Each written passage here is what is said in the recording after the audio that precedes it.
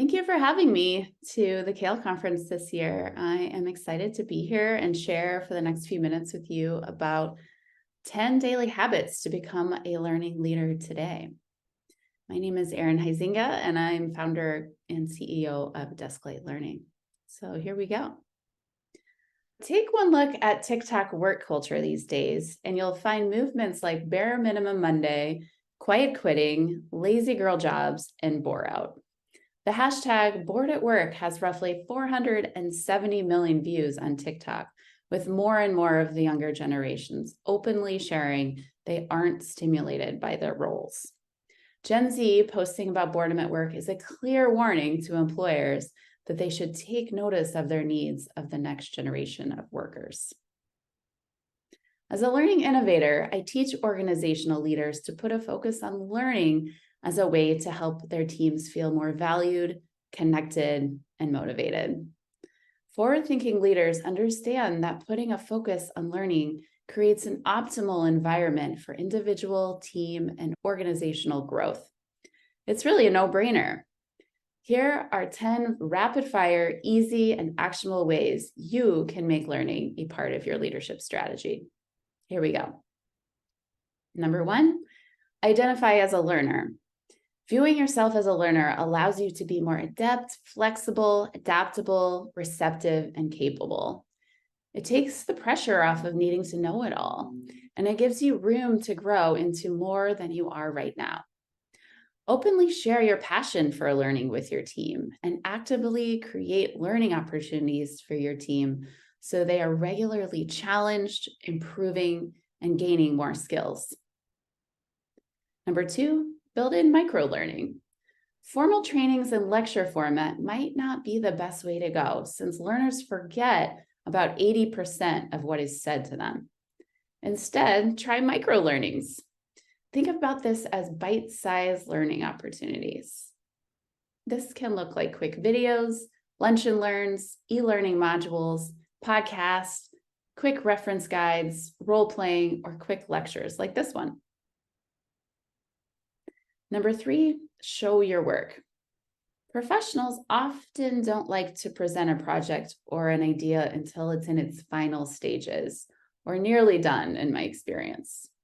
Invite your team to show what they're working on before it's done to allow time to incorporate feedback for a more collaborative finished project. Number 4, create tension among your team and among your projects. Think about how competition shows leave you on the edge of your seat and coming back for more week after week. The epic fails, dramatic edits, and impossible tasks contestants are expected to perform in an unreasonable, limited amount of time is real tension, and it can inspire the work that we do. Tension stretches you to see what you're capable of. Sometimes our work forces this tension upon us with a fast approaching deadline, or you might create a tension for your office that builds in some kind of project for an intense excitement or novelty around gamification or a contest of some kind.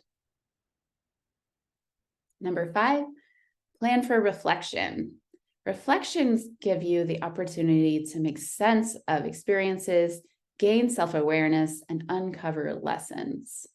However, this powerful tool for growth is often neglected by busy leaders. Every time my team closes a project, we schedule in time to reflect on each project to ask, what would we have liked to have done a little bit differently? Were there parts of a project we didn't like at all and wouldn't want to do again? What was most fulfilling about this work together? This gives us a chance to learn from our work and identify strengths and weaknesses that will guide our work on future projects. Number 6, this is a fun one, show and tell.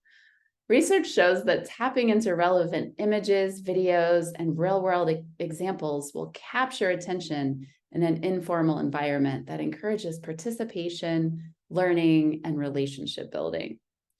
Find ways to have your team show their ideas rather than just telling them. On our team at Desklight, we show videos, articles, and pictures in our team huddle each week to show something we learned in the last week, which allows us to share our interests, conversations, and connections with each other. Number 7, give permission.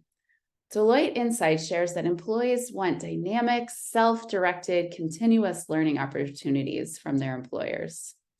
Professionals want to be in the driver's seat for their own learning. And as a leader, make it clear that your team members have permission to take the wheel. Ask your team what they need to know and then give them permission to seek out new ways to learn that information. Number 8, create failure and celebrate it. It is often through our failures that we learn the most, of course.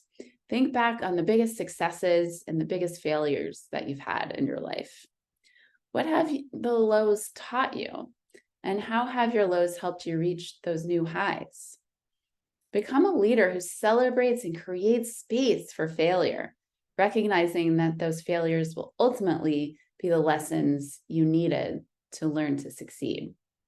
Be willing to vocalize mistakes, ask questions, and be vulnerable with your team.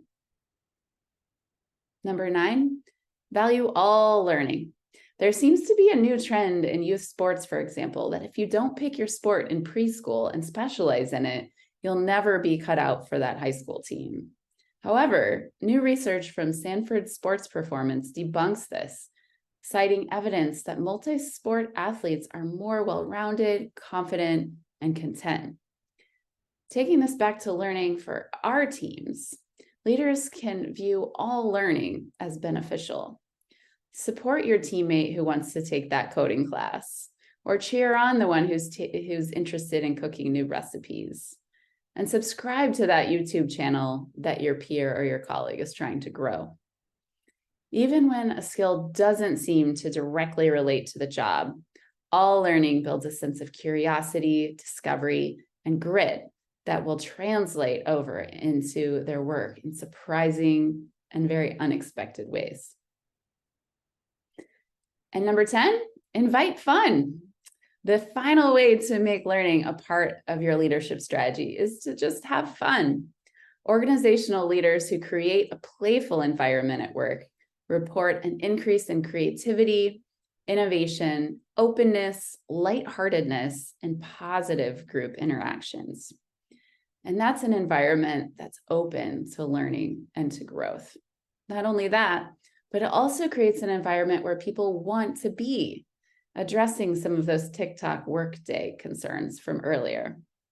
In fact, according to a recent study, injecting play into a workday has the potential to increase employee engagement and retention, especially among the younger generation.